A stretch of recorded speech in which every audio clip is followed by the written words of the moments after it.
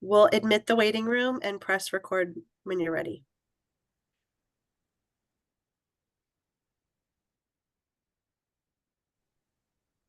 Good evening. The August 6th monthly meeting of the Boston Civic Design Commission is now called to order. My name is Mimi Love. I'd like to thank the commissioners for donating their time, sharing their valuable insights, and shaping the city of Boston into a more beautiful, sustainable, and equitable city for all its citizens. The commission was established to ensure that the architecture and urban design of new projects in the city of Boston have a positive impact on the public realm. The open meeting law requires that I notify the public that this meeting is being recorded. Please note that an audio recording of this meeting is being made by the commission staff. So I am going to move on to identify the commissioners that are here this evening. And I'll do a roll call starting with Amy Chambers. I think we may come back to her. Linda Easley. Yes. Jonathan Evans. Diana Fernandez. Present. Shauna Gillis-Smith. Present. David Hassin. Present. Mick Young Kim. Yes.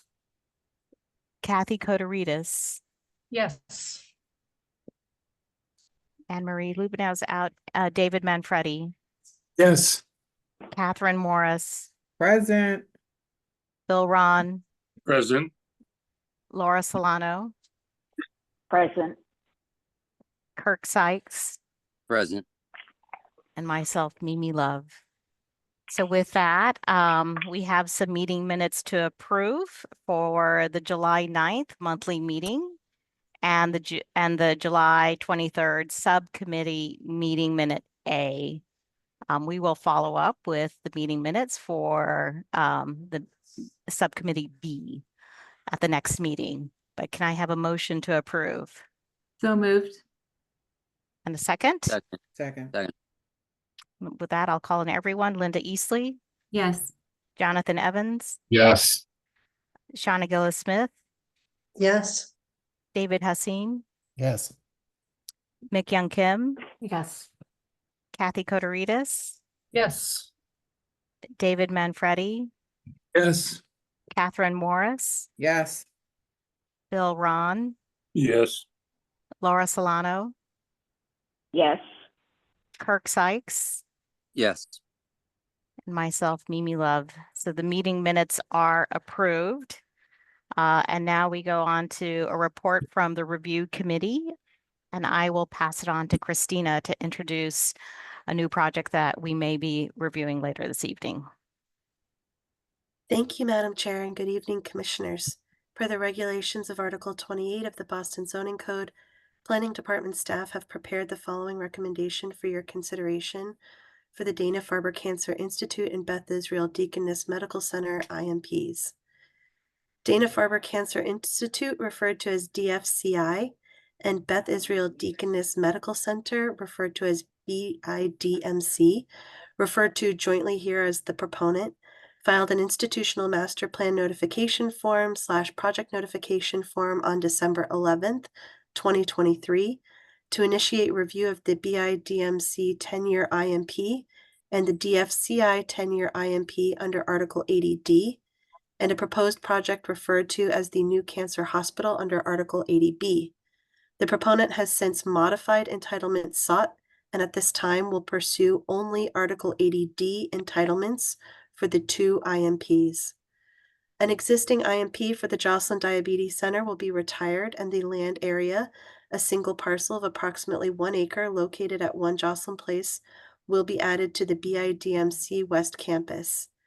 The BIDMC IMP contemplates the demolition of an existing building of approximately 204,000 square feet and the development of approximately 495,000 square feet of hospital uses, 5,000 square feet of ground floor retail uses, and 250 off-street parking spaces in a single building at 1 Joslin Place.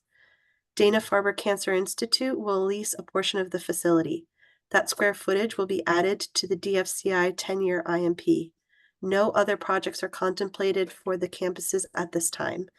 Planning Department staff hosted a public meeting on July 29th, 2024, and recommend at this time that the commission vote to review the proposed project. Thanks, Christina. That's a lot of acronyms. I know that we have Commissioner Kim is recused. Others feel free to vote to review this project later this evening, or let me know if you're recused as well. Starting with Linda Easley, Yes. Jonathan Evans, Yes. Shauna Gillis-Smith, yes, David Hassim, Yes. Kathy Kotorides, Yes. David Manfredi, Yes. Catherine Morris, Yes. Bill Ron, Yes. Laura Solano. Recused. Thank you, Laura. Kirk Sykes, Yes. and myself, Mimi Love. So we will review this project later this evening. All right, so now moving on to our first project, we will be voting this evening on this project. And Christina, I don't know if we need a further introduction by staff or if we're passing it on to the proponent. We are passing it on to the proponent, but I do want to note that Amy Chambers has joined the meeting. Thank you.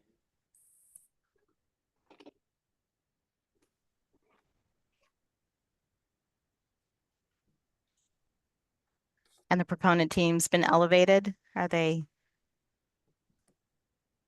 ready to present?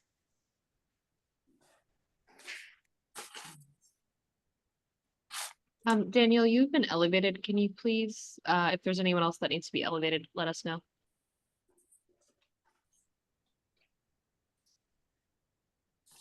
Lizzie, was that directed towards me? I'm sorry. Yes. I think so Don Johnson should be on the call.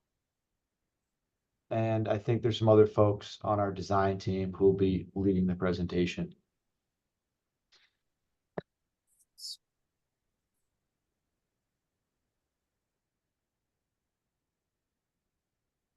Don should now be able to unmute himself, and confirming that. Great. Also should elevate Peter Schubert, Richard Martini. And please let us know if there's anybody else.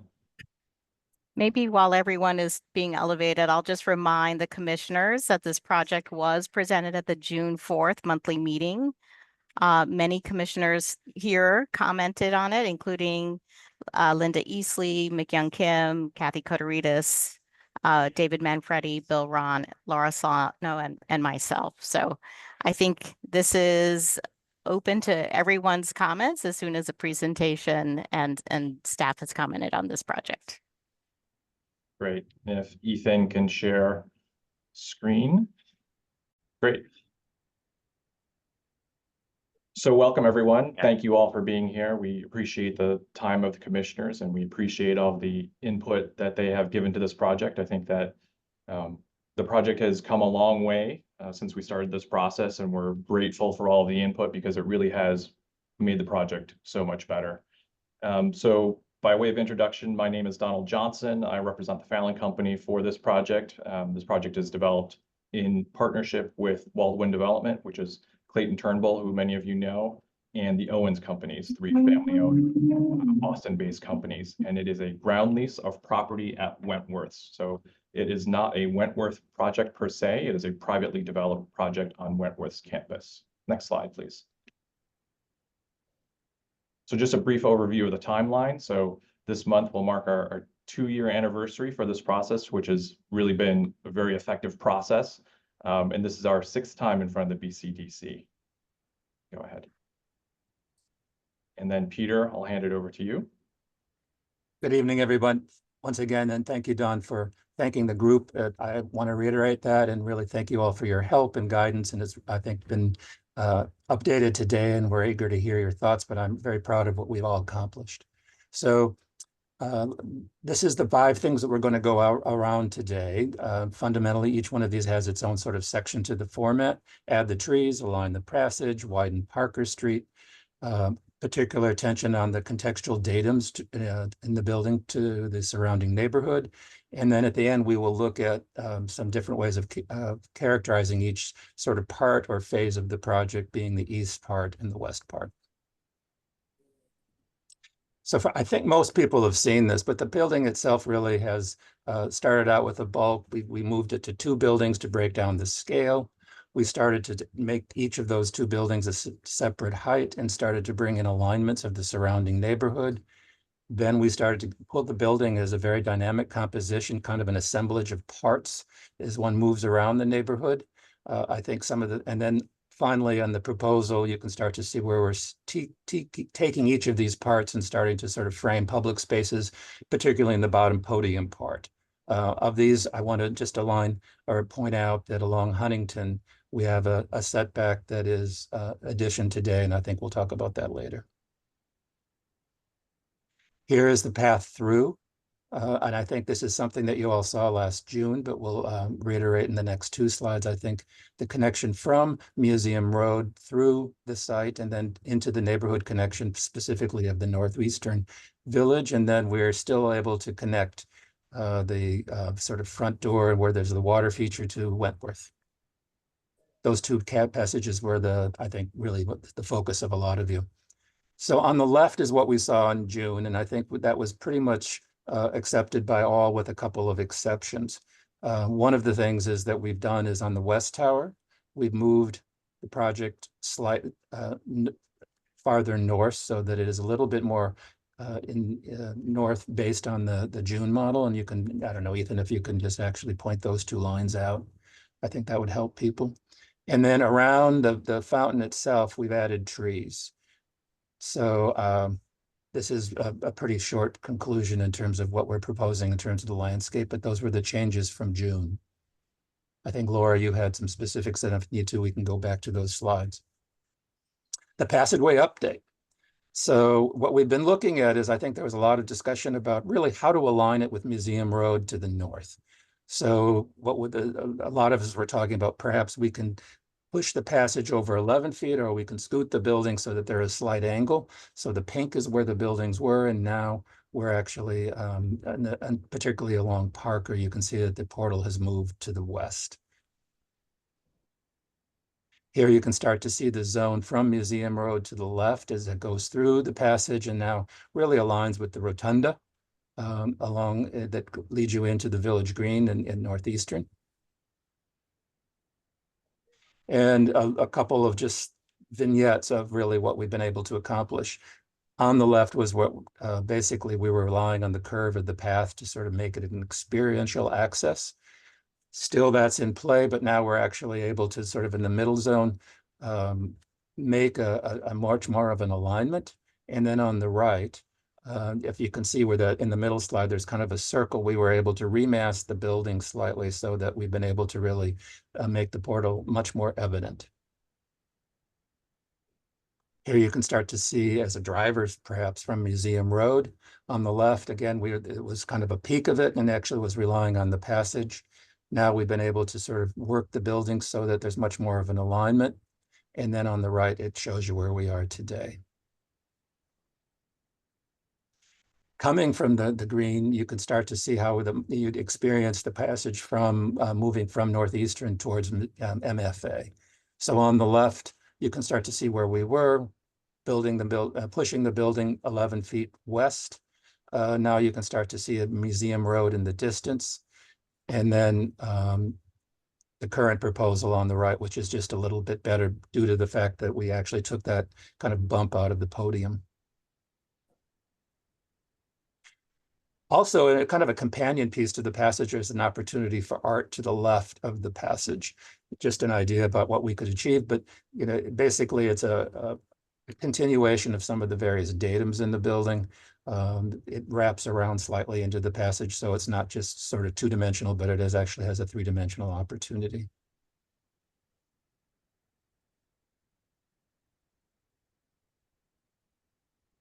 Ethan, would you work them through the numbers of the Parker Street? Absolutely. So on the left here is what was originally submitted as part of the PNF, and we incorporated a turn lane on Parker that restricted some of the public realm. The both the west and the east building. So first, let's take a look at the west. So originally we had a 10-foot public realm to the curb from the building face, and it expanded to 15. Last time we met with you, we had pushed the west building north 10 feet, expanding that to 20 feet, allowing for the planting of trees and a more generous public realm, pinching down to 17 feet. And today we further increased that to 24 and 18 feet on the west building. And some of the comments we got last time we spoke with you was take a look at the east building to see how we can improve that as well. And so in that original PNF, we had about 10 feet, pinching down to 9 feet to the curb. Last time we had spoken with you, we had increased it to 13. And today we're happy to say that we got it up to 24 feet, and it does come down to 15. But as it continues down Parker Street, both the current and the future northeastern footprints based on that current IMP have a 0 lot line building. So we're hoping that the increase along as you move your way west can start to open up the public realm. A similar study in section. On the left is the 2013 approved PDA, which had a 60 to 80 foot separation between the building face and the West Village dorms for Northeastern. Our original PNF increased that a little bit, 3 feet to 63 to 83. Again, we're happy to say today that we've increased it to 70 to 90 feet as a range. Also stepping up towards the building. As you increase in height, it steps back, and over the course of time from the PDA to the PNF to today, we've also reduced the height on the overall building height for Parker. So looking at in its entirety, moving from west to east along Parker, it's at 24 feet, 18 feet, and 24 feet again at the passageway, necking down to 15 feet at the edge of our property. So these are the three sort of this is the transformation, I think, of where we started from on the left back in 23, moving through to the middle, which showed more of what we were proposing in June.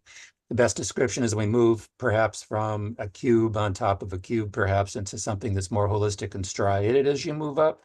The different stratas in the neighborhood are really more implied. And then today we're moving towards something that's really much more specifically as a podium.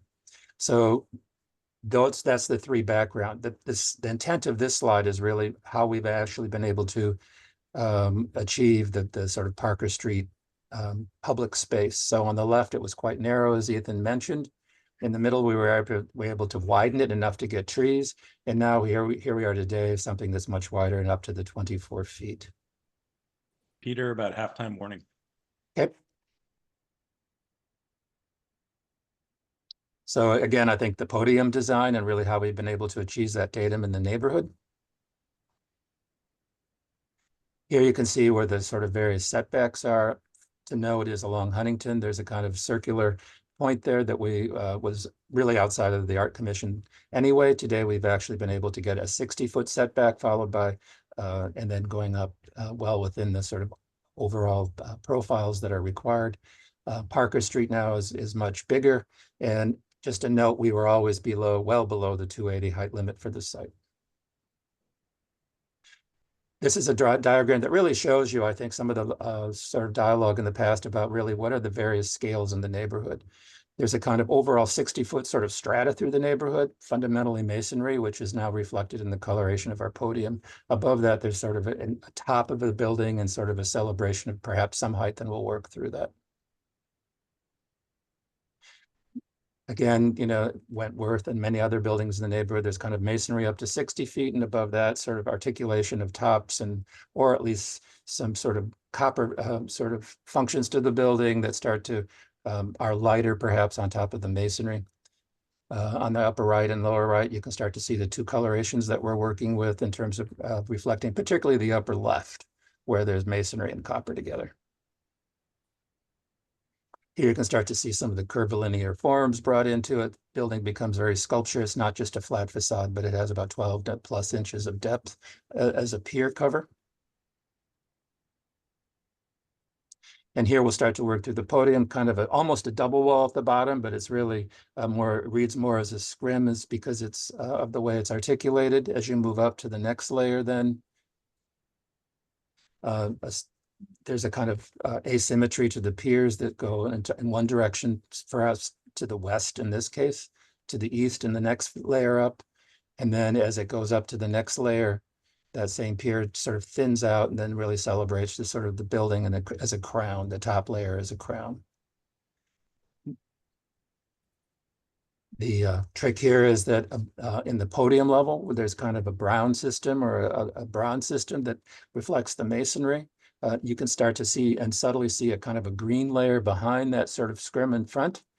That is kind of reversed in the top, and you start to see some of the soffits in copper, but particularly the piers have kind of as you move up through the building, move right, move left, move right, and then there's a kind of a warm accent to emphasize that movement. On the moving from the left, sort of the sculptural nature of the curtain wall itself, the podium and the building above. And then here you can start to see how we start to really lighten up the pier system so that it moves towards the top of the building and becomes quite solid at the bottom and quite light at the top. A little bit of just, I think we've always talked about how sculptural the piers are, and this is witnessed actually through the day, even in a stationary position. You start to see how the sun really works with the curtain wall and brings out some of the sort of accent colors within the green. Here is the view from Huntington and Ruggles, and I think this was now showing the podium that really starts to emphasize particularly the fire station in the foreground, some of the 65 or 60-foot buildings to the left, and it really then obviously dovetails to the buildings up and down the Avenue of the Arts in Ruggles. One thing to note in comparison, the top of the building is now shown as lighter. The piers have been lightened up and really composed such that where new louvers are required, they're very much composed on the facade. So they kind of go around the top, and then they do go in 2 points of the building, one on the far west, one on the far east, as you're seeing here. Let's look at the podium a little bit. The retail at the bottom of the podium is very much sort of apparent and inside out. Very minimalist wall framed by the kind of copper screened podium. Above that, then there will be a series of datums that at times kiss at the corners and then other times move away to reflect the dynamism of the forming of the building. What's nice about here is when you really get that canopy in front, there's sort of a filtered light through it, the green of the building, the green of the podium, then I think the green hints in the podium itself all start to work together. Here you can start to see where we were in June, and now we have a much stronger podium, even so that at the top floor, there's going to be a terrace and a setback to really separate the two pieces. I think some of the public space of the building has come a long ways, and thank you for your help. I mean, this starts to show all the various datums, the trees now, the filtered space and light filtered space. Various sort of public events framed, entryways frames, and a beautiful kind of canopy over most of the public area. Here you can start to see the door or the path to Wentworth. Again, the lobby is framed on the left, and in the distance you can see Wentworth. But again, this will be a wonderful public space, and retail in this area, and there's also retail on Huntington. I think it will be very welcome to the surrounding neighborhood. Here's the Huntington piece, and that was a setback there to allow for some outdoor seating if desired. But again, a very nice 60-foot datum now. And then there's a strong setback at the top of this. And then this is the view, kind of one on the corner of Museum Way in Huntington, really looking across the building and at various parts. But this just gives you the strong frontal condition now along Huntington with the setback at the floors above it. A view along Huntington, I mean, you're looking, I think, west at this time. You can start to see the building in the distance and some of the composed pieces at the top. Just as a side to this particular piece, there will be a building in front of the building. So this will be an image in play based on your decisions in the future. And then the last was the character study. And I think in the end, is the building a couple? Is it a twin? We've always been moving it towards a building where each building footprint is very different. The heights are a little different. The setbacks and the striation take off from slightly different points as you get above the podium, terraces as you go up. And really, I think, is this again a twin, a couple, which is I think we're leaning it towards. And then if we go into the next slides, we can show you the options of maybe how color might play in. So here the thought being is that the east building would have sort of a darker color to it, so that it really makes the west building come forward, so that again, it goes more as an assemblage of parts or an assemblage, a kind of a campus design, but the building themselves really become its own sort of innovation center as a campus. To the left is basically one color. I'll just point out that the one color of green, you know, it's really all about that little bit of accent that gives each layer its own sort of character, and then emphasizing it on the right so that each tower is different. So here's what we did. Add trees, align the passage, Parker Street, widening contextual datums that are now incorporated into the podium, and then differentiation of the different buildings. The 3 podium designs. And thank you, and really sincerely and heartfelt thank you all for your help on this. It's really a wonderful process, and I appreciate all your comments. Thanks, Peter, for your presentation. Commissioners, raise your hand. Maybe before folks dive in, just want to note that Commissioner Sykes is also recused. Thanks, Seth, for noting that.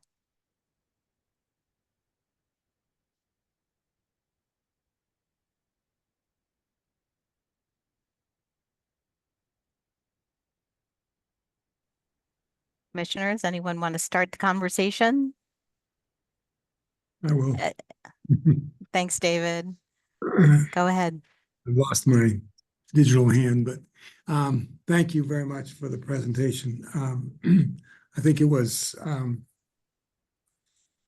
really well organized and succinct, and directly to the points that were made at the our last meeting.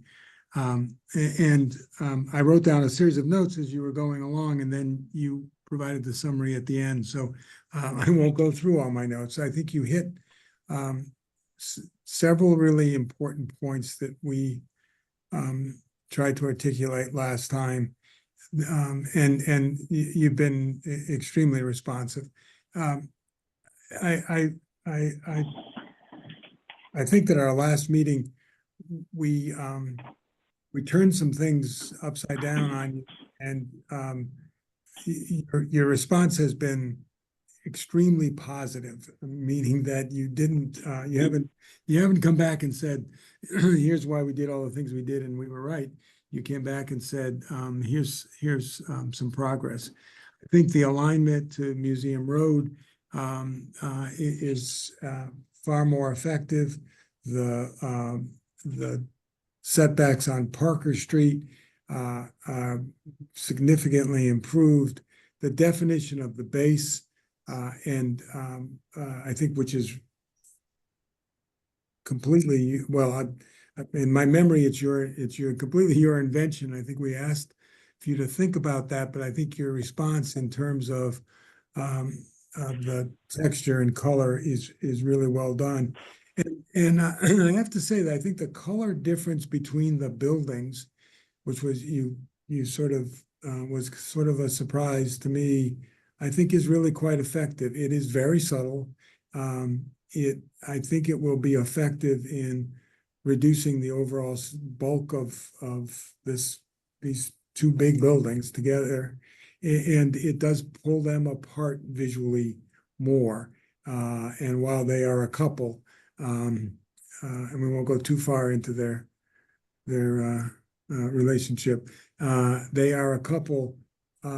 They are different, and I think they are different enough to affect the kind of perception that you're striving for. So I applaud your willingness to look as openly at all the things that we all talked about, and some more things that I think you discovered along the way over the last few weeks. So thank you.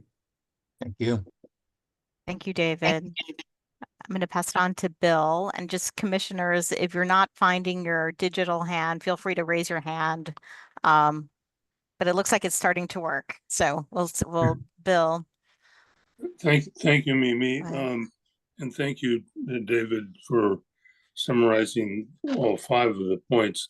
Let me highlight the 2 that I think are most critical, and I want to compliment you, Peter, and your colleagues at Aniad, and also compliment the planning department, Seth and his colleagues, because I think out of this has come a significantly improved project.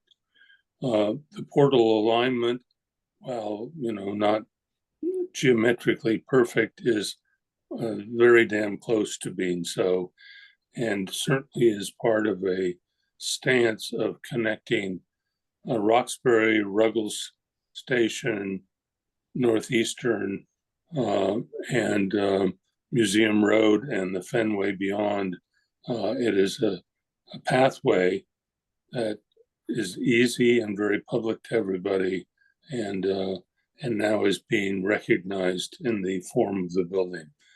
So I really compliment everyone for getting that alignment so strong, and I think in many ways that's the most important thing this building reflects. And thank you to the Fallon Company and everyone.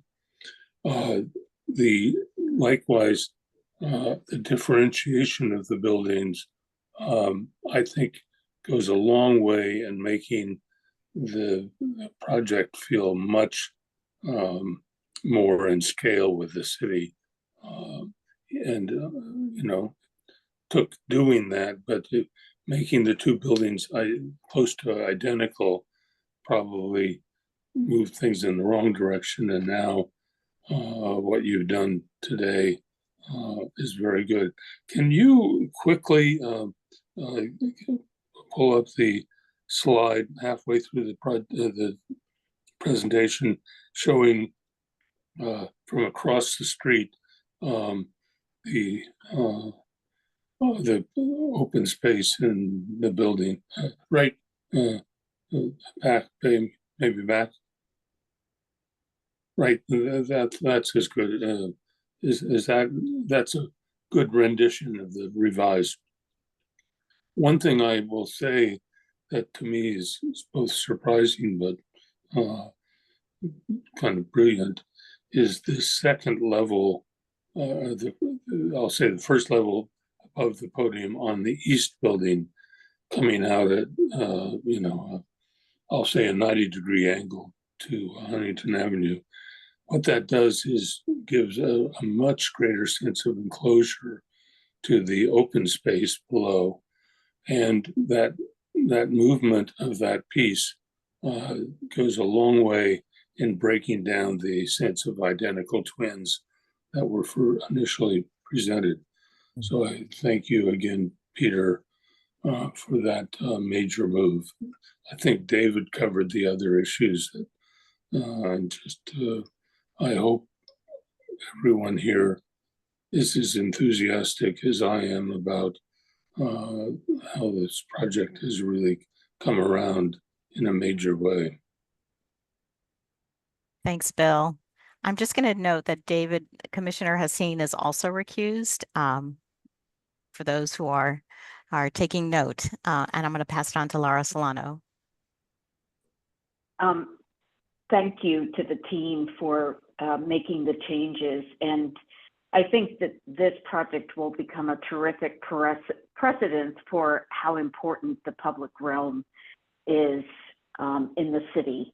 And it will be one that we will be able to point to and show how relatively, at least to us, small changes made a huge difference in how this building not only occupies the site itself, but what a good neighbor it's going to be to its adjacency. So I will stop my comments there. Everybody else has kind of said the similar things, but I really appreciate it. This feels terrific to me now. Wonderful, thank you. Thanks, Laura. Catherine? Yes, I do want to echo everyone's sentiments. Thank you, Peter, and to your team. I think I saw this in the very first iteration to seeing where it is now. So congratulations. I think one of the things that has been interesting is around the character of the buildings, whether they're cousins, a couple, things of that nature.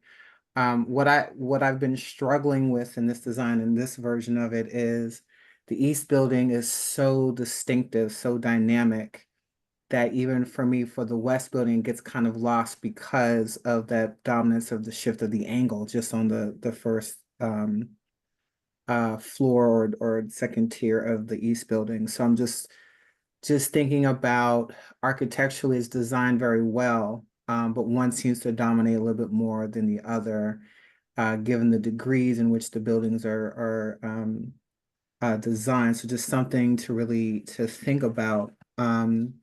I think I've gotten lost a little bit on the West building in terms of the designs of the walls and things kind of when you look up, it alters slightly. But I'm getting lost in the character on the West building versus the East building for me. But other than that, a great project and very excited to see what this looks like given all the development in that area.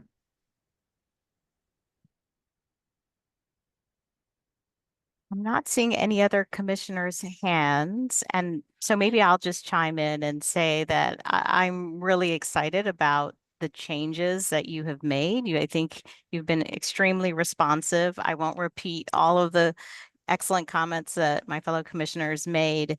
But I'm really excited about the change in the color of the podium. I think that really is a really big difference in breaking up the mass and responding to the adjacent neighboring buildings.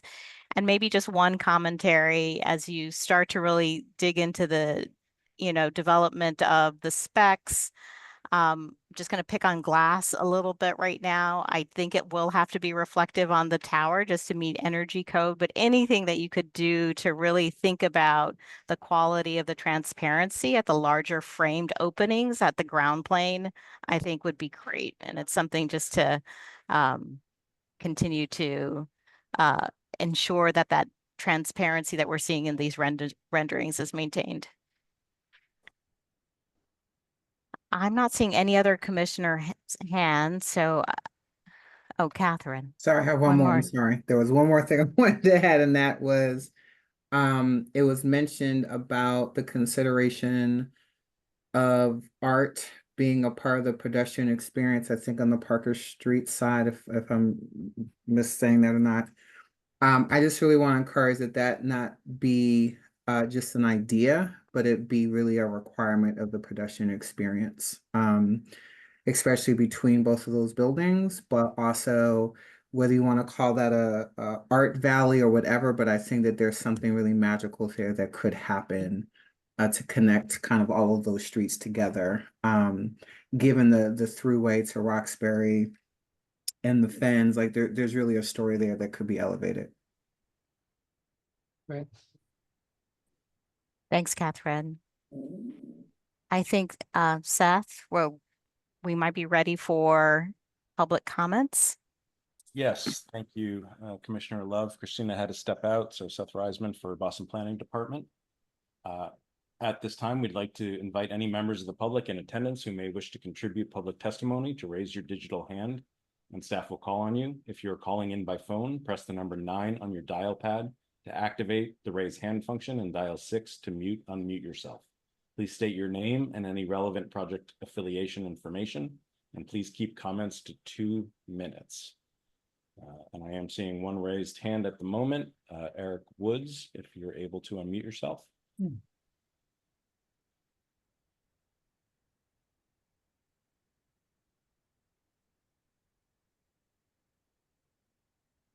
Eric, hopefully you should be able to unmute yourself now.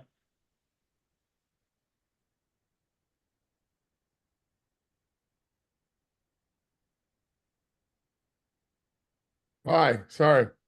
Hi, everyone. I want to say thank you to the Fallon team because they have presented to the, I'm Eric Woods, COO of the MFA. And I want to say thank you to Don and the Fallon team for presenting to our board committee about this project. That being said, we have some questions regarding impact to our building vis-a-vis this project, especially given the usage, specifically life science and labs create exhaust, and the wind study that's been presented shows an increase in wind effect on the front of the MFA. It goes from comfortable sitting to comfortable walking. And the assumption that I would then say is that the off gas from lab effect would then be input into our exhaust, into our climate systems. And given that we have very sensitive objects that require specific climate conditions, which is regulated by accreditation with a global museum community, it seems that those off gases might present a challenge and a operational economic burden for our systems. And I would hope that we further explore those in addition to traffic during construction vis-a-vis traffic during usage. Traffic study was done in January 10th, which is when none of the local universities are actually in session. So it does not represent an realistic view of what the ongoing traffic patterns might be. So we have a couple things that as the MFA being a cultural beacon of Boston would need to understand further in terms of giving our imprimatur to this project. Thank you, Mr. Woods. I know that the project team has met multiple times with the MFA, so I'd like to give the project team an opportunity to respond to those comments. Commissioner Love, if that's okay with you. Yes. You want to go ahead? Or you want me to? Yeah, go ahead, Richard. Thanks, Eric. Good to see you again. I think I'm having video problems. It won't let me be on screen, but that's okay. I appreciate your comments. I think a couple of them may be newer, but we're happy to continue to explore and work with the MFA regarding lab and lab exhaust and construction mitigation, several of the things we've talked about. So really appreciate the comments. I think the one good news you'll find with most labs is that the air actually comes out cleaner than it goes in most cases because there's such massive filter systems. And we hope to not have any additional burden on the MFA as we've talked about in our various meetings. So again, appreciate the opportunity to work with your team and continue to do so. Thank you. And I'd also just like to add that we would be definitely willing and open to do additional traffic studies as needed to allay some of the MFA's concerns about the project.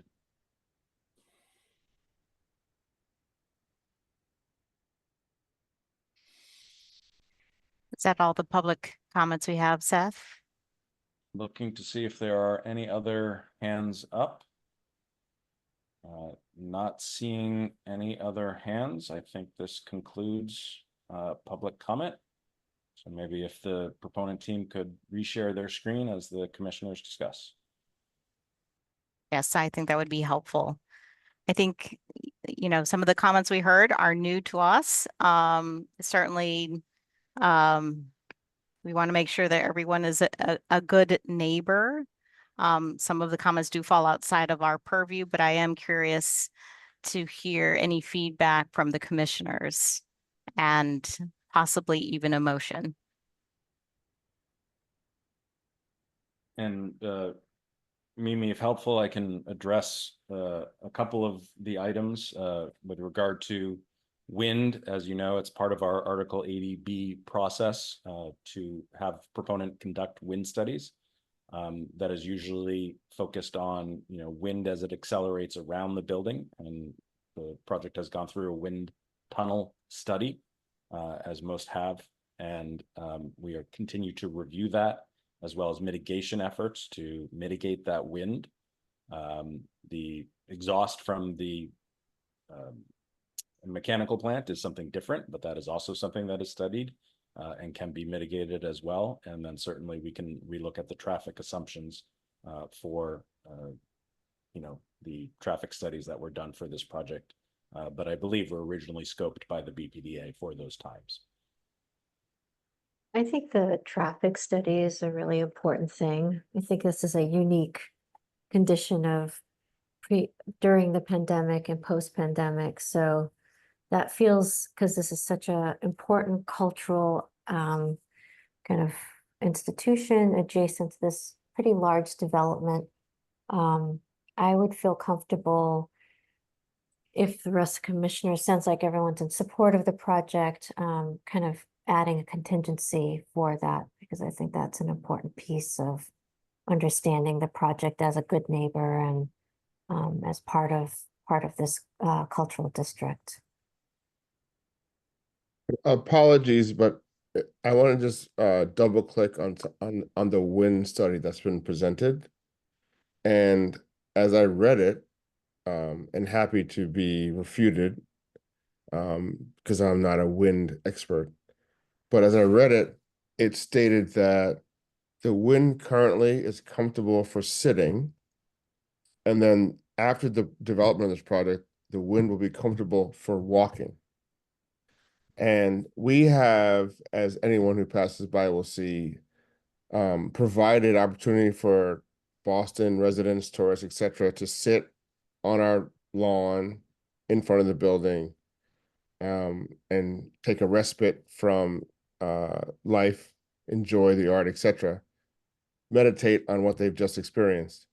So I'm curious, once this development is built, will the opportunity for our visitors to sit on the lawn change?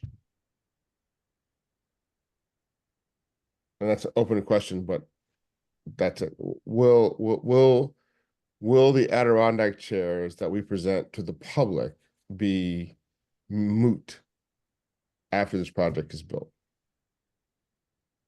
So, Mr. Woods, that is certainly something that the city is committed to working with this proponent and the MFA on to make sure that those situations are still comfortable. From experience, I know that we look at many different grades of comfort level with wind, from comfort sitting to comfort standing to uncomfortable to unacceptable.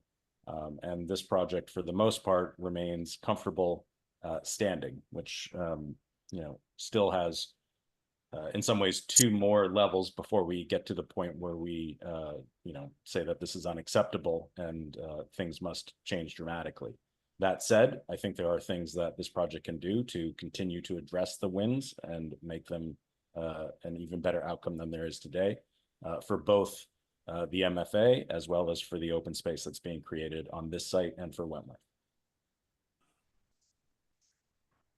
I wanted to elevate Mick Young's and Eric's comments. I like the idea of making a motion to approve with the kind of request that the planning department continue to work with the proponent on both traffic and wind, as I think both of those comments are really important, not only to the MFA, but to the other institutions that are around this project that also would have communities enjoying outdoor space. So I'll go ahead and make that motion, Mimi. Thank you, Linda. Thanks, Mick Young. And with that, we have a motion and a second, so I'm going to call on everyone. Linda Eastley. Yes. Jonathan Evans. Yes. Mick Young Kim. Yes. Kathy Kotorides. Yes. Thank you. David Benfredi. Yes. Catherine Morris. Yes. Bill Ron. Yes. Laura Solano. Yes. And myself, Mimi Love. Yes. I believe I called on all commissioners. Thank you, Peter and team, for your work. We look for your continued engagement on the 2 topics that were noted, wind and traffic. And yeah, look for further coordination with the planning department staff on those two efforts. Great. Thank you, everyone, for your time. We really appreciate the feedback. Yeah. Thank you all. All right. Congratulations. Thanks. Wonderful. All right. That is the only project that we're voting on today. And now we have a presentation on Beth Israel IMP. Laura, are you recused? I'm recused. Okay. Yep. Thank you. And thank you, Laura, for your time this evening. I believe McYoung Kim is also recused. She may have left. All right. Do we have planning staff kicking this off? And Kirk Sykes has returned, and David Manfredi. Oh, David Haseen. We may be losing David Manfredi. Yes, and I believe Christina introduced the project at the start of the meeting, and we'd like to move into planning context slides. And with that, would like to ask Amy Chambers to kick it off, and I will bounce back and forth with her. Fantastic. Thank you, Seth. Next slide. Thanks. So this site is within 2 zoning subdistricts and currently within the Joslin Diabetes Center IMP overlay district. The adoption of the proposed IMPs will terminate the Joslin IMP and add the parcel to the Beth Israel IMP, as well as to the Dana Farber IMP, since Dana Farber will lease portions of the building. The map on the right of this slide shows the current boundaries of the 3 aforementioned IMPs.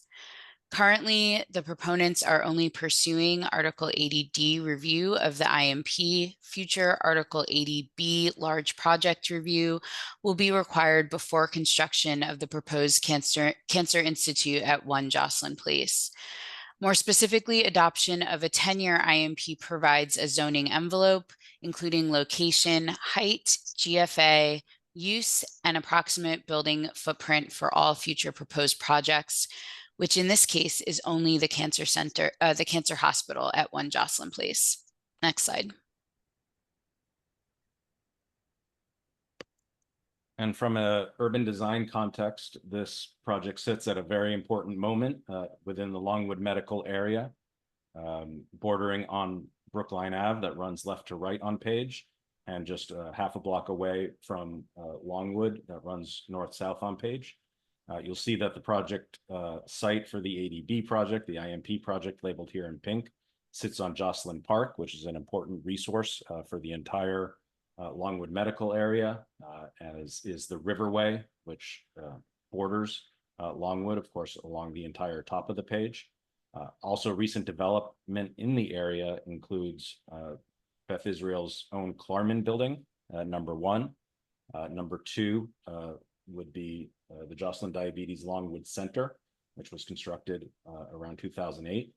Number 3 was an approved project for the Windsor School, or a Longwood Avenue Tower at the Windsor School in 2011, which is not constructed. And then at number 4, Longwood Place, the redevelopment of Simmons University campus, was approved as a PDA, or as a large project, in 2023 and has not started construction yet. Next, please. So with regard to our planning context, the Longwood medical area interim guidelines provide some planning context, although it was adopted 20 years ago in 2003. The guidelines were intended to inform development before the completion of a master plan. However, that neighborhood master plan was never completed, and zoning for the area was not amended. The guidelines do speak to impacts such as shadow impacts, as well as height and provisions for additional height with public benefit and uses along the ground floor of buildings.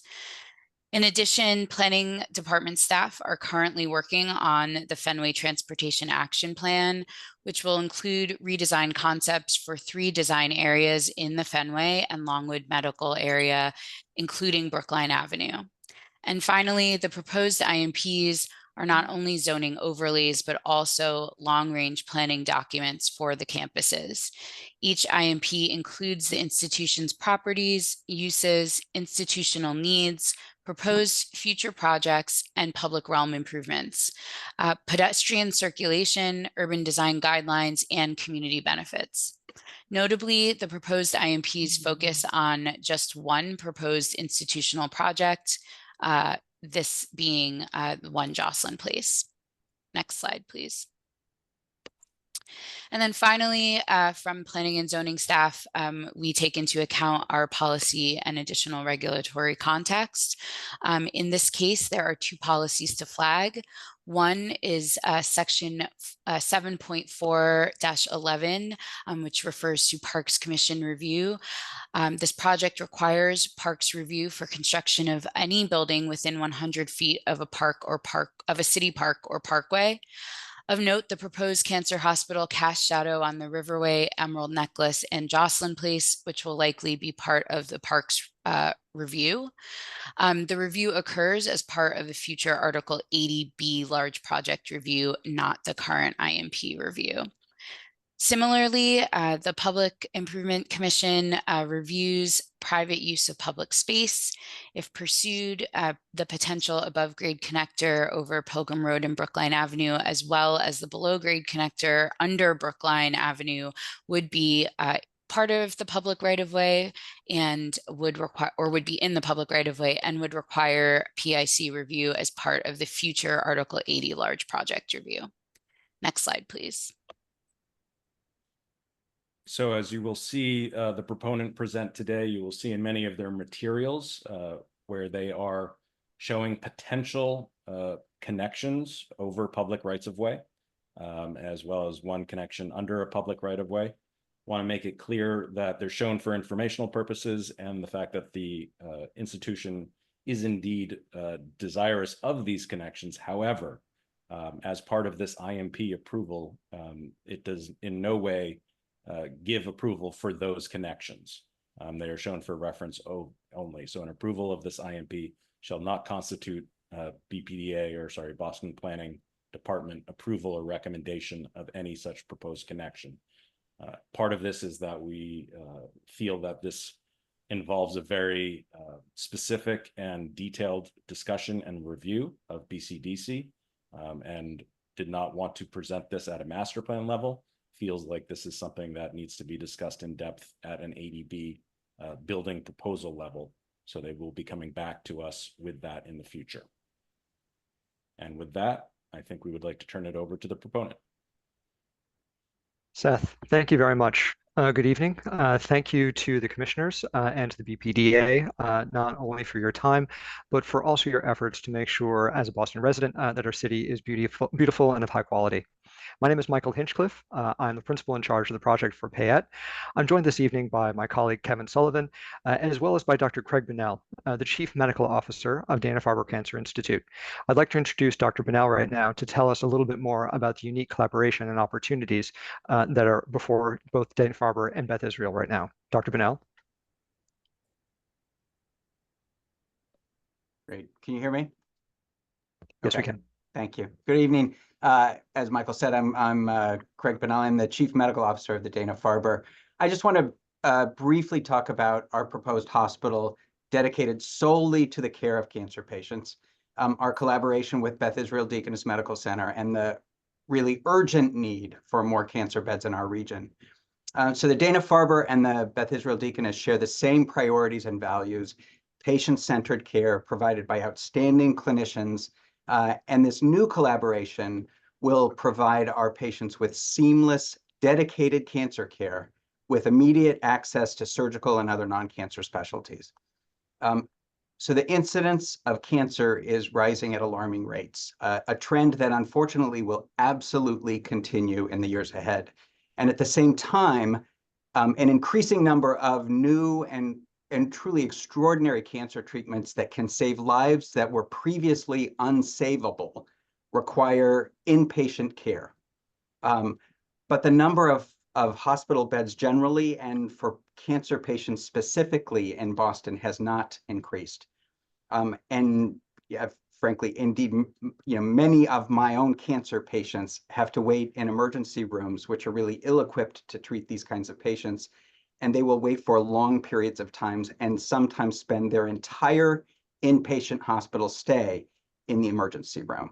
And every day we have at least 7 to 10 patients waiting at outside hospitals outside of Boston, our patients who cannot transfer into our current beds to have their inpatient care overseen by their own Dana Farber doctors because there isn't a bed available for them.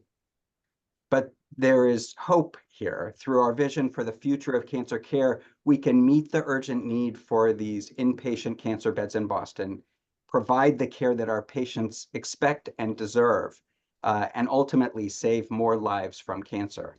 So thank you for the opportunity to talk with you tonight. I'm happy to answer any questions after Michael finishes telling you more. So thank you. Thank you very much, Dr. Bunnell. Let me share my screen and tell you a little bit more about the 2 master plans that we are here to talk about tonight. And I also like to thank Amy and Seth for clarification that tonight we're here to discuss the master plans only, that the project that I'll reference for the future cancer hospital will be a part of our engagement with you at a future date for the Article 80B process. So to return again to the 2 institutional master plans, as we said previously, Beth Israel Deaconess Medical Center and Dana Farber Cancer Institute are at both the heart and the edge of defining the Longwood medical and academic area. Since Beth Israel was formed through the merger of the New England Deaconess and Beth Israel Hospitals in 1996, but that institution has worked to bring together outpatient and research functions on their East Campus to the right-hand side of the page, and inpatient functions to the West Campus on the left-hand side of the page. The compact and dense campus of Dana Farber, which is located at the intersection of the two, is today the home of vibrant outpatient and research activities. As was mentioned earlier, the recently completed Longwood Center project at the corner where you see my cursor is primarily occupied by Dana Farber for research functions. Both of these 2 institutions have grown and developed their plans to support the vibrant neighborhood of Longwood, the Longwood medical area, supporting the Brookline Avenue and Longwood Avenue thoroughfares that are vital to our city and to the neighborhood. To note, though, are the internal streets and secondary streets that are part of both of those campuses that have evolved to be very important roles in both patient, visitor, staff, and service aspects. When we look at the street level of the uses here, we find that both institutions have moved their main entries to activate public spaces and roadways off the primary thoroughfares. Also to note, Pilgrim Road, which you see here where my cursor is moving, and Binney Street here have become very important secondary roads for the location of parking garage entries, building service entries and loading docks, and other employee entries to maintain the vibrancy and the quality of the pedestrian realm that we find along Longwood Avenue and Brookline Avenue. Also to note are the vibrant plazas that have been developed and supported through both institutions, namely the Pan Mass Challenge Plaza on Brookline Avenue in front of the Yawkey building at Dana Farber, as well as the plazas in front of the Shapiro Outpatient Center at Beth Israel along Longwood and along Brookline. This project, as Dr. Bunnell said earlier, is at the strategic location between the 2 campuses to support their institutional plans and the development of the future cancer hospital. As we'll discuss in the future, this permits many resources to be shared in an efficient way between the 2 projects. The massing diagram and zoning envelope that we're proposing with master plans follows traditional hospital guidelines, where a diagnostic and treatment platform, it forms the lower base of the building, 3 floors at pedestrian realm, noting that the first and ground floors span between the 10-foot grade difference between Brookline Avenue and Pilgrim Road. Below that is up to 250 car parking garage that the proponents plan to follow the Dana Farber model, whereby valet services are located inside the garage off the roadways, providing increased access and comfort for patients and their visitors, but also helping to reduce traffic on the roadways. I'll note here that mechanical areas are foreseen in the plan, both below grade, at a mid-level, and above the inpatient tower. This is critical to note in support of both campuses' clear statements of support for environmental goals and sustainability. The project seeks to achieve high performance goals and meet the stretch energy code and BERDO requirements. These larger than normal mechanical areas, larger than you would see even with residential, commercial office, hospital, or even laboratory use, are there to provide for space for future electrification and decarbonization of the hospital. Looking at the pedestrian realm and the streetscape of Longwood, this plan now rotates the view by 90 degrees to focus in on what's really the heart of Longwood and in many ways of both campuses, Joslyn Park. The tower seen above with the inpatient platform would rise above that diagnostics and treatment platform with a gap of about 30 feet to the existing Longwood Center for Light and Air. But it's really the views that the patient rooms that would line the project take over Joslyn Park and the Riverway to in the distance would really benefit. At street level, the plans accommodate service aspects of Pilgrim Road as well as the vibrant pedestrian realm of Longwood Avenue.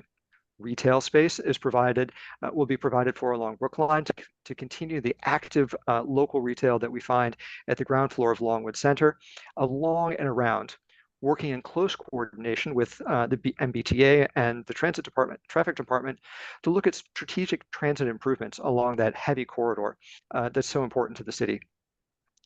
The project and plans hope to look to improve Joslyn Park as that heart, making a significant commitment to improve what will not only be the front door of the Rosenberg building, but of the future cancer hospital, now able to be in dialogue across that public space, as well as a diagonal relationship to the front door of the Yawkey building across the park. Working with the BPDA and the Parks Department, we performed a study and look forward to working to develop this key and critical space. Landscape is very important to both campuses. As I mentioned earlier, those active plazas that Dana Farber and Beth Israel provide along Brookline Avenue at the Yawkey and Shapiro buildings are really vibrant parts of life in Longwood.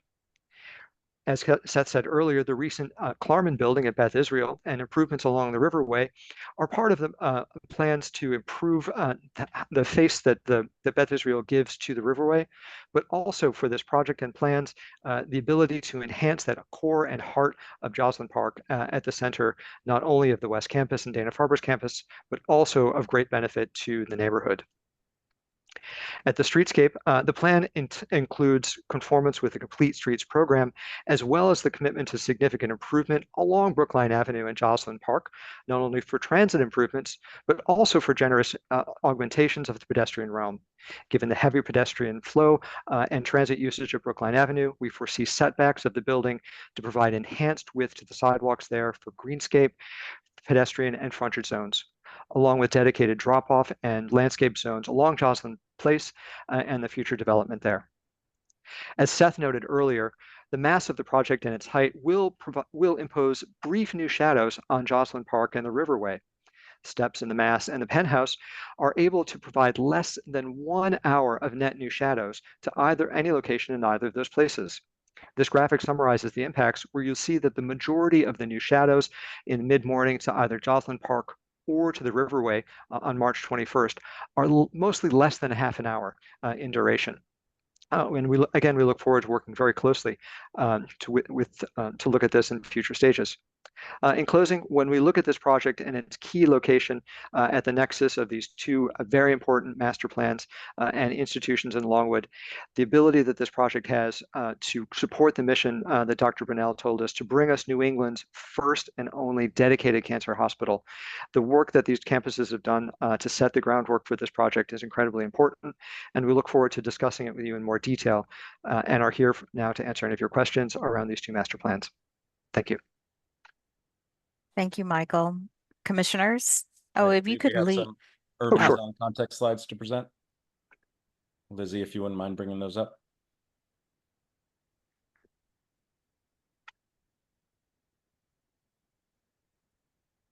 So as we've discussed, the scope of the project are 2 10-year IMPs, even though the IMPs are focused on the redevelopment of a single project, which is One Joslyn, and its impacts within the LMA. What we've seen to date are really proposals for improvements and mitigation to the immediate development site at the base of the building. Next, please. And as we're at the master planning level, we look forward to better understanding and working with the proponent, parks, BTD, to understand the impacts on the surrounding street grid, open space network, and also look for opportunities for improving those elements with the proponent and get to more specifics as the project moves through approvals. Next, please. With the introduction of the One Jocelyn building, Jocelyn Park itself becomes an even more important forecourt to the Beth Israel Dana Farber Medical Campus, but also even more important, I think, to the life of the neighborhood itself. And so we're asking, how can the proposed improvements to this building and for the campuses in general enhance this asset for both users of the campus and the general public? And with that, turning it over to the commissioners. Thank you. Thank you, Seth. Michael, or someone on your team, if you could pull up a drawing, maybe we start with a site plan. Sure. Commissioners, any comments? Linda Easley? Yeah, okay. Oh, thanks, Mimi. For some reason, my hand isn't working, so Yeah. thanks for seeing the Neither is mine. just the human hand. So we'll start with Linda, and then Kirk, we'll have you up next. Apologies. Looks like some hands are working, but we'll start with Linda. Thanks. Thanks, Mimi. And Michael, thanks for your presentation. Oh, you're welcome. Really great to have you walk us through a really complicated part of our city. And, you know, my first impression is that when we see an IMP here at BCDC, we're often looking at multiple projects. We're looking at connected open space. We're looking at improvements or recommendations for circulation. And I think this project is unique because we're not really looking very much at a systems level, but we're really looking at the introduction of one major project and then some opportunities that that project might bring, and also some other considerations. So I just wanted to kind of address that first. And then I had some comments, 4 comments that I'd love to share. And these are really things I'd be interested in seeing in subcommittee, Michael, so no need to answer today. Okay. The first, I'm hoping we can go to slide 8. Thank you so much for numbering your slides. It makes it so much easier for us. Yes, this one. So one of the things that I would love to learn more about in subcommittee is this process of connection. So as Seth mentioned, we aren't looking at pedestrian bridges per se as part of the ADD. That will wait. I do think it would be helpful to understand, though, some of the decisions about where the connectors might go in the future as a way of helping us to understand what you're connecting to. So I would love to have you walk us through that at a subcommittee meeting, both across Brookline Avenue and also connecting across Pilgrim Road, because that connection, you know, does overhang Pilgrim Road, but it's also more of a convoluted connection than we typically see. And I can understand why that would be. But if you could walk us through those connections, and as a related conversation, also help us to understand why the site, you know, made the most sense out of all of the other sites that you were considering, especially since it means that you have more of a complicated connection. So that's first comment. The second comment, if we can go to slide 9, just the next one. And Seth showed this again just now. I would love in subcommittee to understand what these areas of opportunity are and what they mean. And I know when you showed us on slide 10, you know, for the immediate building there, and we'll get to that in a second, that there's a little more detail, but I'd love a little bit more of an explanation at an IMP level about what some of these ideas are that you have and what some of the existing features are that you'd like to tie into the IMP. And then slide 10, we're just going right in order here. Great. Thanks. So even though the landscape intervention here kind of the street level urban design ideas here are fairly surgical. I'd be really interested to learn more about what the opportunities are between the future Cancer Hospital and the Rosenberg building through Jocelyn Park.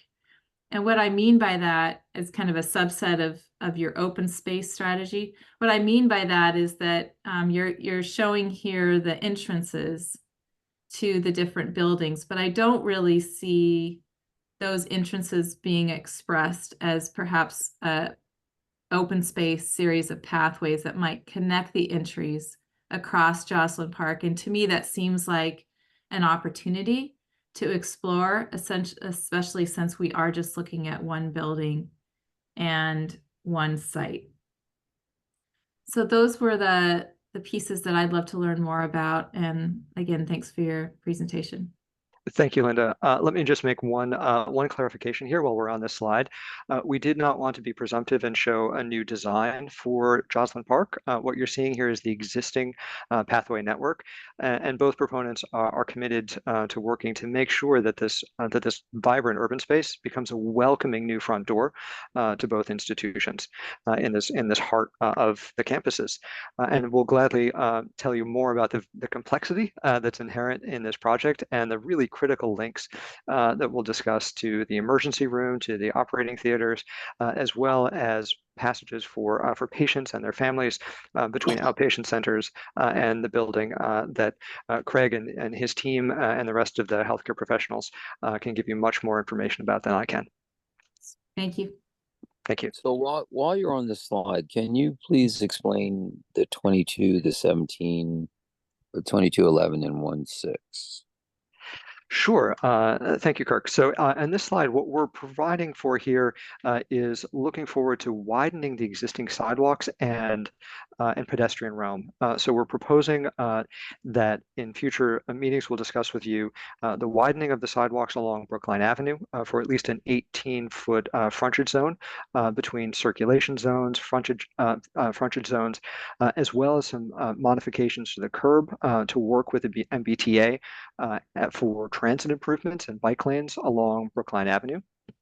Along Jocelyn Park, the dimensions here reflect setting back the building entries at ground floor, again to provide a widened space for pedestrian access, for vehicular access for patients and visitors to the building, as well as landscape zones that would hopefully work to continue the Jocelyn Park landscape up to the building itself. So these are our first planning efforts, at least from a massing standpoint. We know we'll get back to you with more detail about our efforts to set the building back and enhance the pedestrian realm.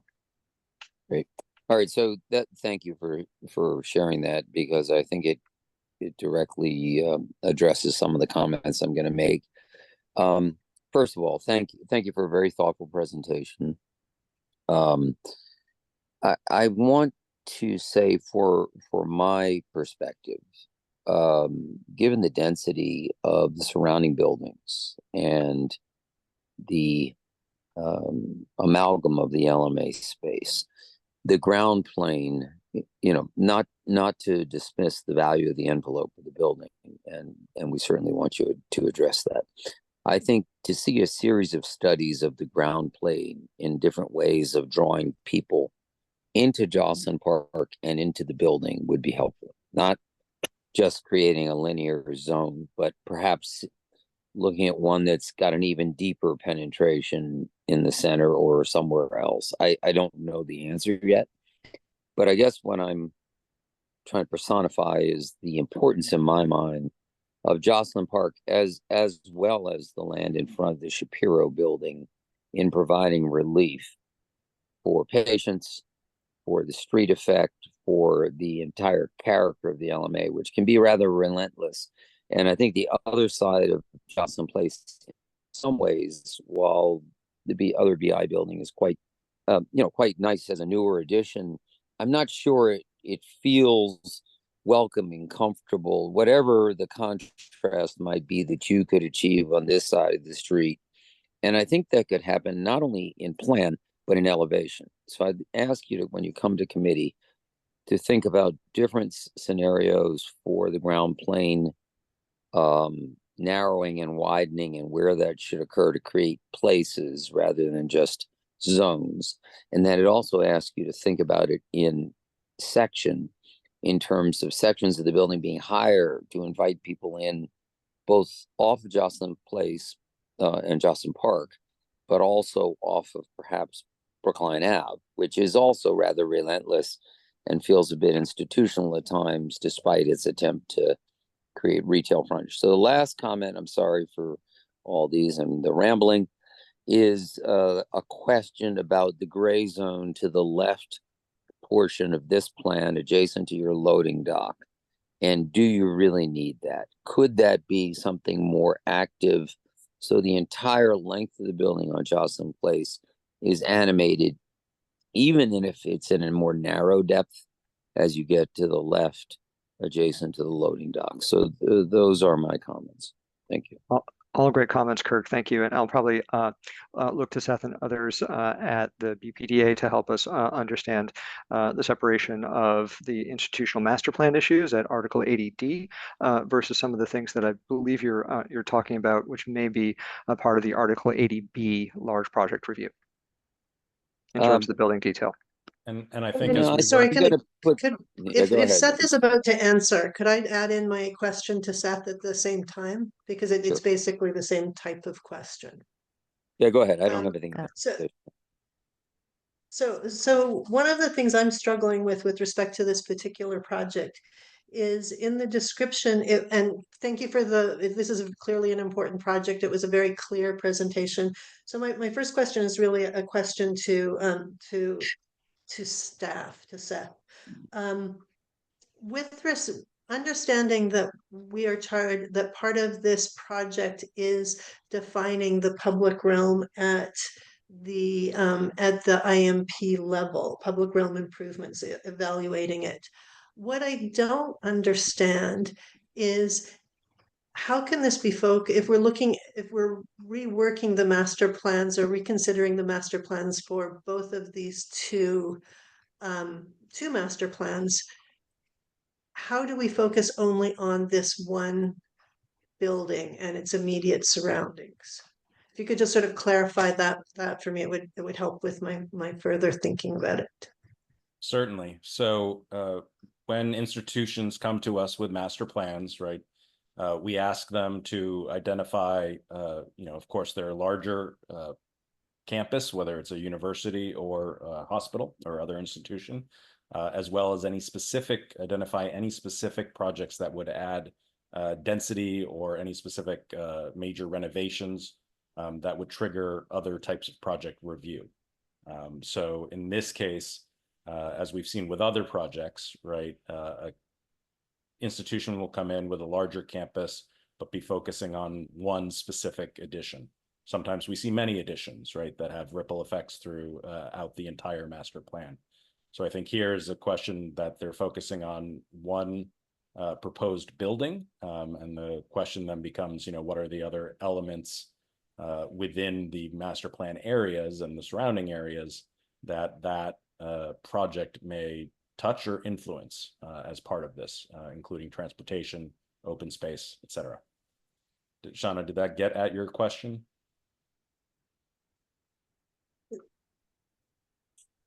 It got at my question. I don't know. I'm entirely clear. David, thanks for your patience, David. Go ahead. No. I think that, let's see, just first of all, thank you very much for the presentation. Michael, nice to see you. Good to see you, David. I think that this is, as Linda alluded to, an enormously complex part of the city, a very dense part of the city, a very important part of the city.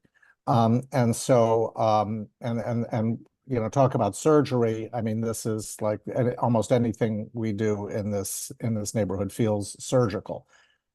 I guess I have a couple of requests and a couple of questions. On the request side, I would love to understand not just the IMP project, but any changes to the master plan more broadly, from the perspective of the user. So to the extent that you can walk us through what it means to come here as a patient, to come here as a person who works here, to come here as someone who's visiting someone. That will, the whole drop-off process, the valet process, sort of walk us through a number of scenarios. I think that would help me understand all of the pieces, and as well as, of course, which I'm sure we'll get into later on, the relationships of different parts of the hospital and the need to get from point A to point B, presumably on a stretcher or whatever. So we will. I think if you could, in a sense, dumb that down for me, certainly, in terms of understanding the changes that you want to make and how those impact users, that would be super helpful. The other question, the question I have about the park, Jocelyn Park, is I do want to understand much more about how it works today. It is a very small piece of green in a very, very dense part of the city. And I have a bigger question, which is, has that entire plaza area, the park, the roadways on either side, and everything below it, been considered as a potential site for the hospital as well? I'm thinking specifically of how, for those people who don't know, the Hancock Tower, the old Hancock Tower, 200 Clarendon, and the old Hancock building below have a massive underground connection and cafes and stuff like that connect those two buildings below ground, yielding a much larger and more gracious public space on the upper level than would have otherwise been possible. And that was in order to sort of link those two institutions without presumably a bridge, but at some lower level. And it feels to me like there might be opportunities. I know we're going to be talking about bridges, but there might be opportunities to connect buildings below and create more public space or a better public space above grade. And was that ever considered? Or drop off, for example, that whole vehicular drop off could theoretically not happen at grade. It could all happen below grade. So I'd like to understand whether that was even considered or whether there are any studies, because this is a master plan. So it's not just about a building that is constrained by the property line that is outlined here in pink, but theoretically we should be looking at the larger site area. And it feels to me like maybe this could be a little bit more ambitious in terms of the public realm for the long-term future of this campus. I'm also curious whether the scale of the tower has actually been limited by the impact of the shadows on the riverway, and whether if the hospital had its druthers, it would actually be building a bigger or taller facility. I'd be curious to understand that, because that's another thing about trade-offs. What are the trade-offs associated with the having 2 hours of shadow instead of 1 hour of shadow? What might be more development or other development issues that would occur elsewhere on the campus? So I'm trying to understand not just the day-to-day experience of what it's like to be there and what it means to eat lunch in Jocelyn Park and all of that, but also how you landed where you landed, specifically in terms of the building heights, and the how you're planning on addressing drop-off and valet and all of that, because it seems to me there might be bigger, bolder opportunities, and I think this is the place to talk about at an IMP level. This is the place to talk about it before we get into the specifics of how wide the sidewalk is or what the character of the skin of the building is. Thanks, David. Michael, were you gonna respond to that? I'd like your direction. Should I do a brief response to some of those? I see a lot of other hands raised. I defer to you. I think tonight is really about taking this information in and coming back to subcommittee and sharing, studies that you've looked at in the past and why you've landed here, and addressing all of the other comments you're going to hear for the commissioners. But okay. So with that, I'm going to pass it on to Diana Fernandez. Thank you, Mimi. I think the one comment I want to make here is I think all of us have been referring to this project as surgical. It is about introducing a new parcel, a new asset to the broader master plan. And I think next time that we're in front of you here, we'll work with the proponents to ensure that we're also weaving in the previous master plan thinking as it relates to both the east and the west campus, and weaving that in terms of how this sort of contextually fits into the broader moves around transportation, around open space that I think we could do a better job sort of articulating. I do want to note that, you know, there is, as you know, this is a really important project, as Craig sort of mentioned here.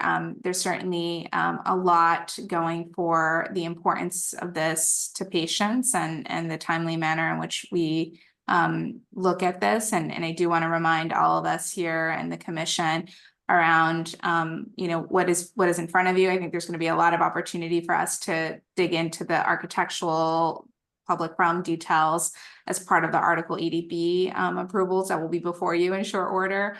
But today, you know, what we're looking at is really a zoning envelope and an understanding of its context within the broader master plan. And I think we can certainly, you know, come back to you and we can work with the staff to relay and depict its contextual approach to the site. But do want to remind us that this is really at a master plan zoning level, and we'll certainly be getting into a lot of these scenarios as it relates to entrances and bridges and sidewalks and public realm and open space as part of the Article 80B process. Thanks, Diana. Bill, Ron? Thank you. The comments are of the fellow commissioners. I really applaud. Let me add a couple more. I'm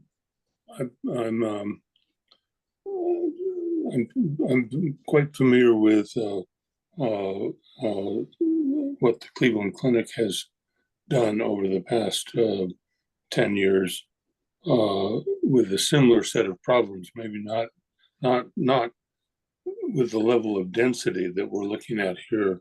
But nonetheless, filling a landform that with lots of buildings that then you have to work around. And they finally bit the bullet and started making major changes in some of the uses or even the existences of some of the older buildings. And so I'm struck by wondering about what the plans of these two institutions are for raising, R-A-Z-I-N-G, some of the outmoded buildings on the campus, and whether those will make major changes in all of the issues that my fellow commissioners have raised, particularly about open space and the like. So that's one thing on my mind. The second is, I look at the hospitals in the medical area, and I'm struck by how powerful some of the big ideas have been. You know, the Pike at the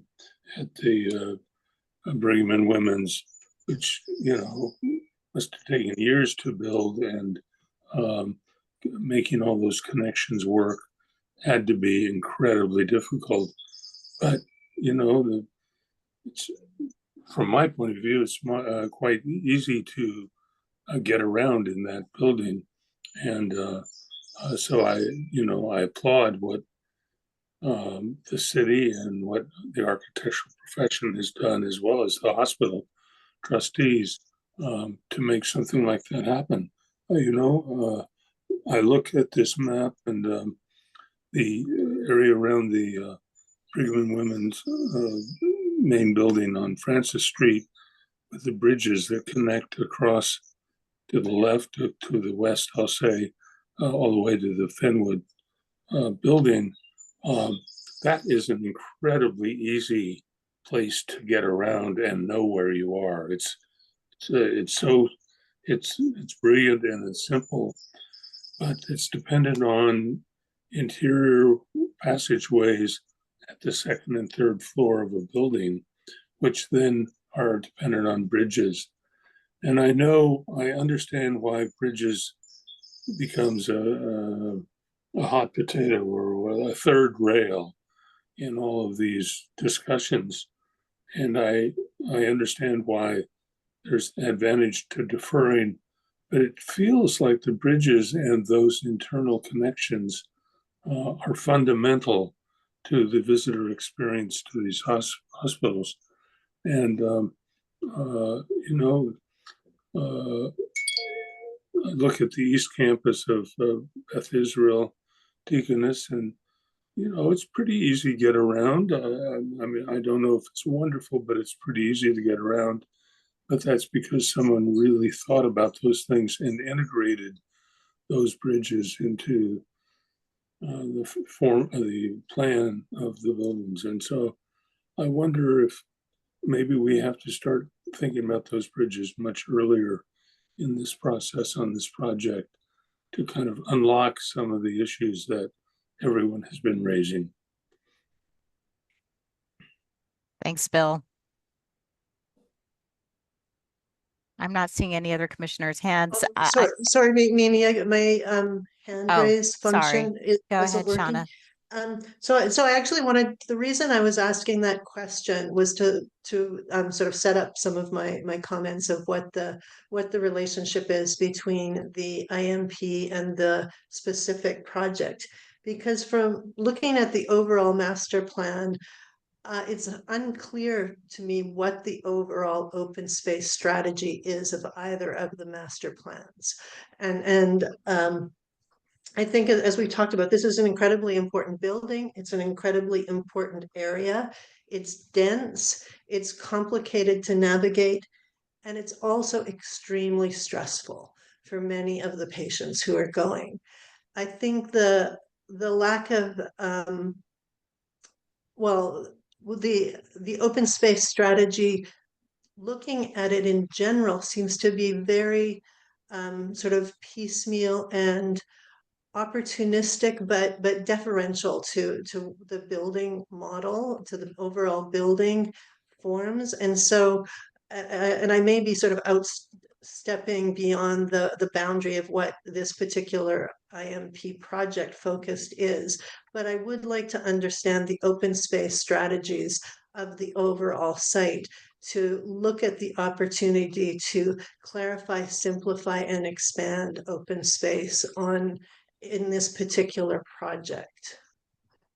And traffic as well, also, because just even understanding the incredible amount of cars and parking around Jocelyn Park itself.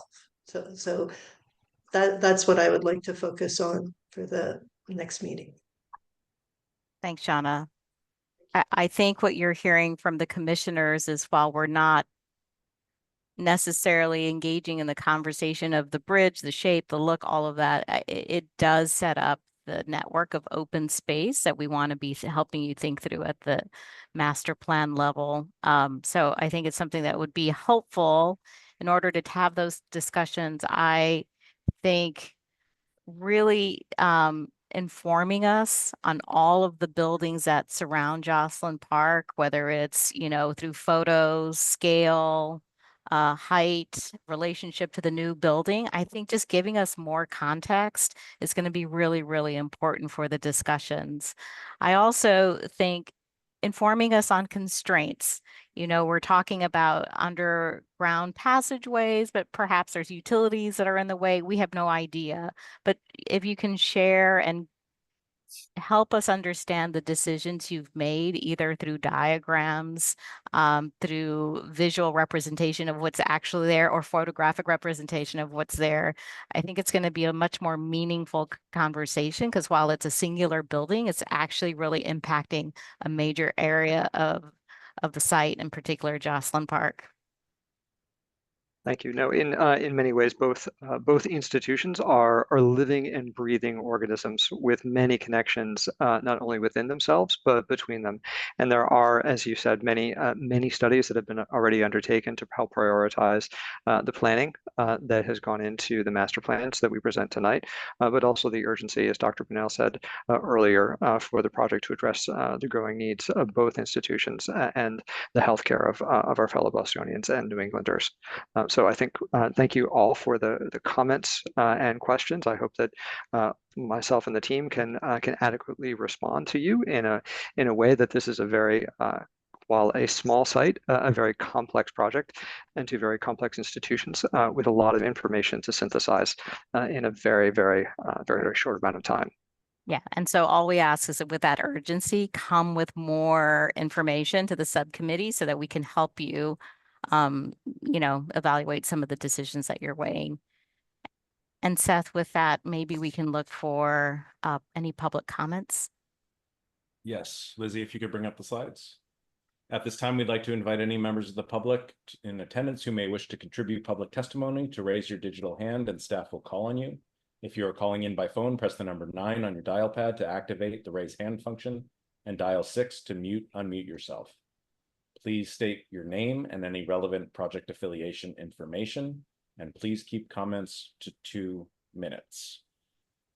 And looking for hands, I do see Barry Nelson.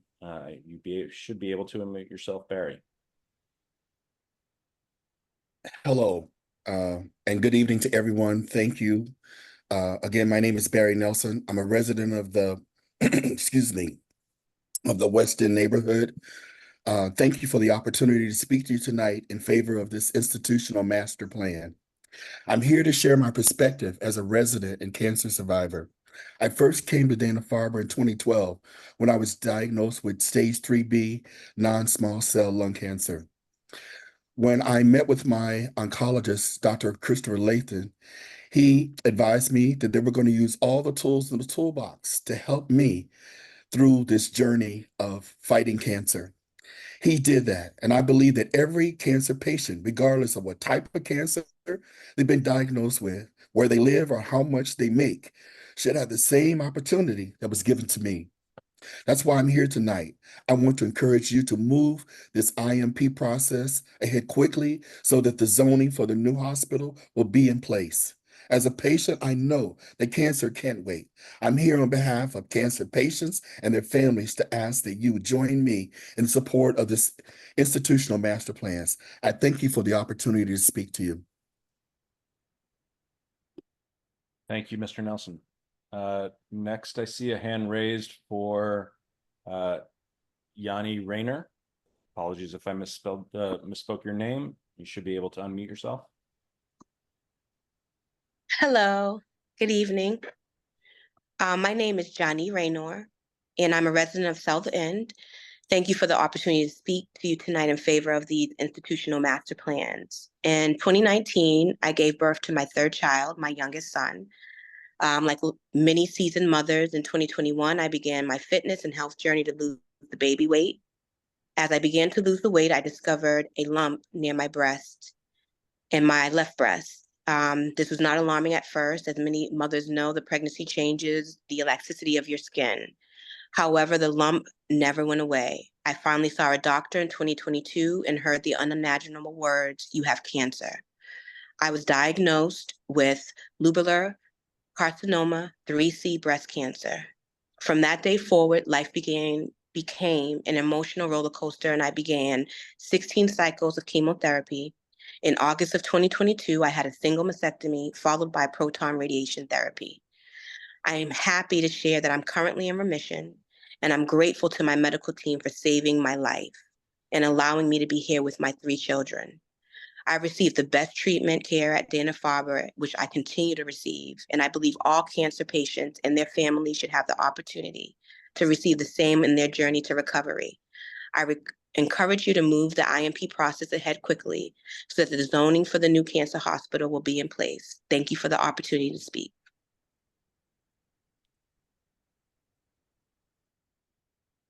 Thank you very much for your comments. Do I see any other hands for public comment?